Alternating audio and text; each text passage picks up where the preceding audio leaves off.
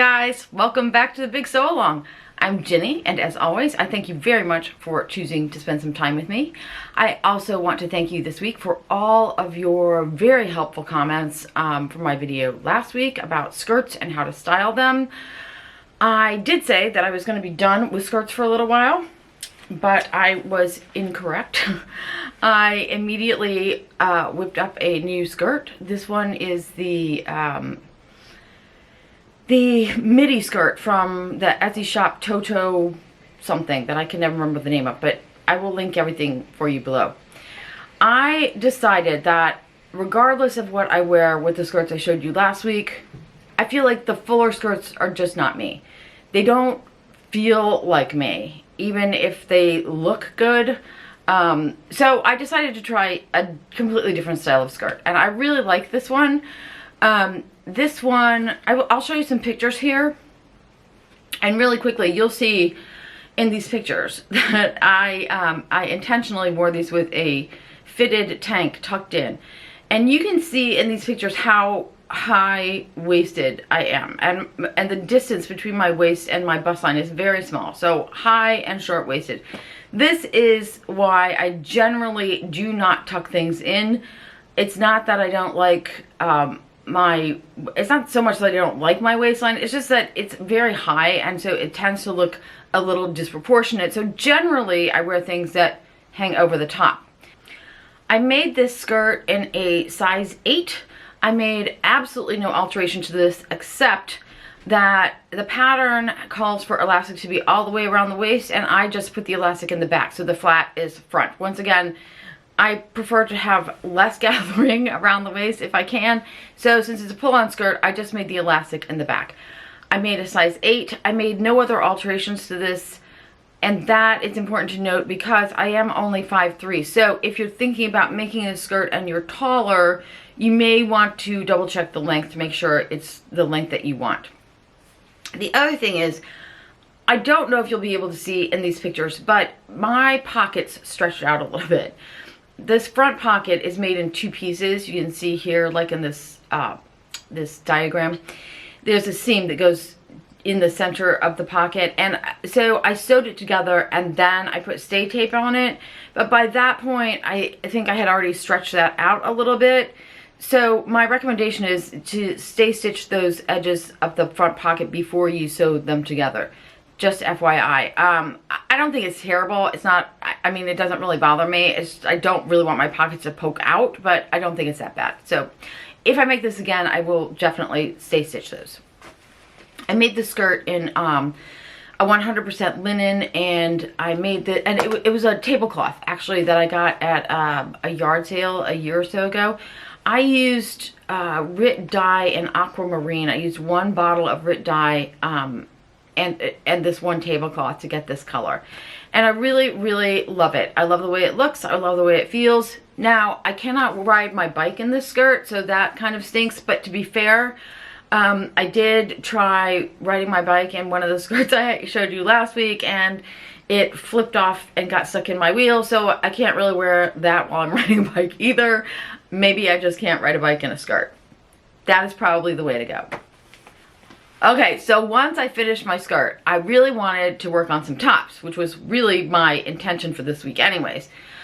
We were talking about tops in like a video a week or so ago, and a lot of you commented that all of my tops seemed to be very similar.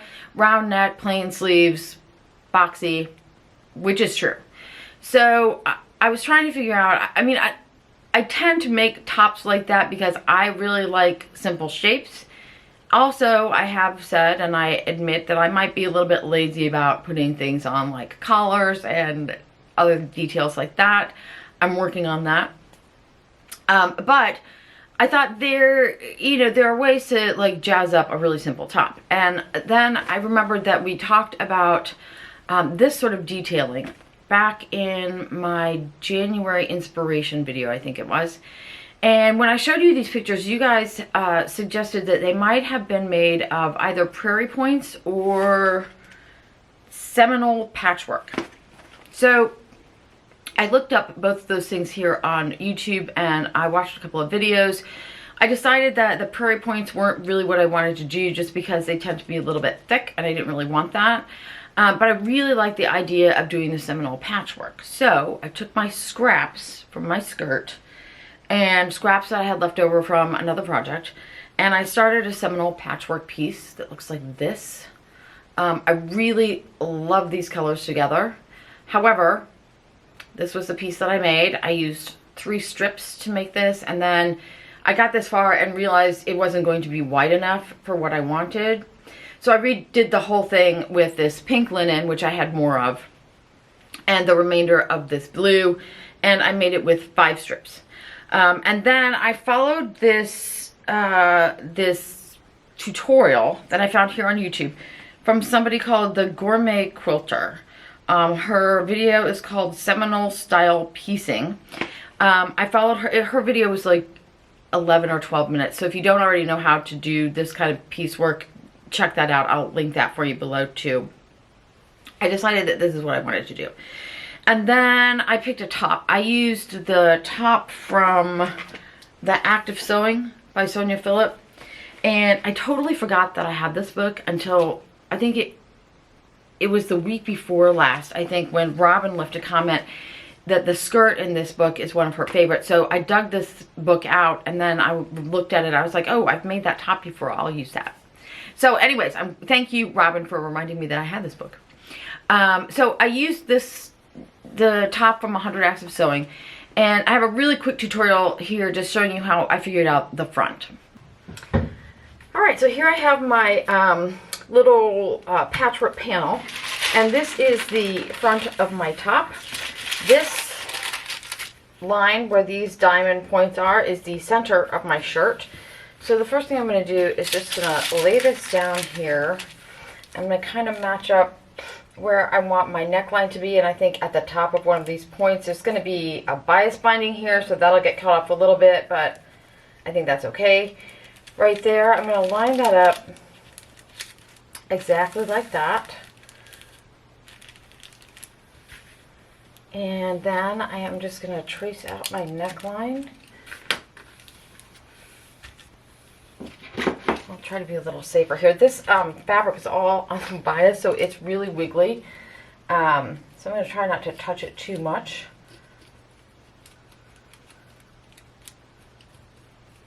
Just using a heat erase pen on both sides.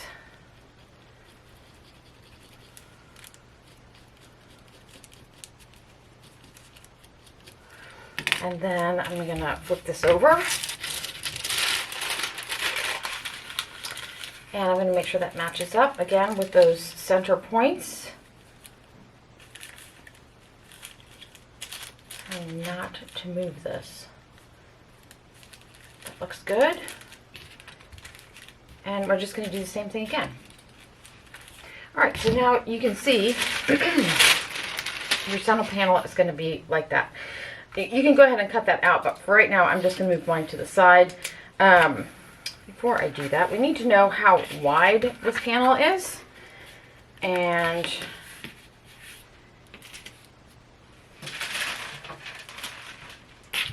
I have a 1/4 of an inch seam allowance on either side, so I'm really measuring from this point to this point, and that'll give me the size of the center panel. And on this one, it is about 5.5 inches. I need to remove half of that from my front pattern piece, and you can see it's pretty much 2 3/4 is exactly half. So 2 3/4 is what we're going to want to take off of the front of this. However, we need a seam allowance on here, so we're only going to take off 2.5 inches. So that will leave us a 1/4 inch seam allowance, and I'm pretty sure I have this marked on here already. 2.5 inches is right there. So now I'm just going to cut this off right there. Probably won't even cut it off. I'm just going to fold it under. And then I'm going to go ahead and cut out my front pattern pieces with just this. I need 2 of these.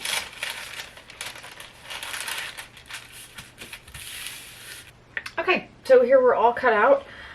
Everything else from here on out is pretty straightforward, but I did want to point out to you that because this has it's super stretchy because it's got all this bias in it, I did stay stitch both the neck edge and the bottom edge. On the two main pattern pieces, I just stay stitched the neck edge.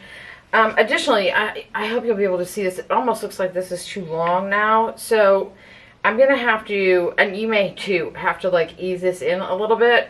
Like I said, that's just because this has so much stretch in it. But let's just put this together. So that's actually going to work out just fine. Just remember that because of the way we cut this pattern piece, these edges are not going to match up. They're going to be offset by 1/4 of an inch, which was our seam allowance. And you might have a little bit of that down here too. Alright, so I'm going to go finish sewing this together, and then the rest of the construction is exactly the same as the pattern. The only other thing I'm doing that's different is I'm going to bind the neckline instead of using a facing. Yeah, so I am really excited about my top. I love it. I will wear it with the skirt, but I will also wear it with other things. And obviously I can wear the skirt with a million different things, but I was happy to use up some scraps for a change. It wasn't the upcycling project that I was expecting to have for this week, but it still got some scraps out of my stash. I was pretty excited about that. I also, just FYI, I made this in a size 3. And yeah, I think that's it, you guys.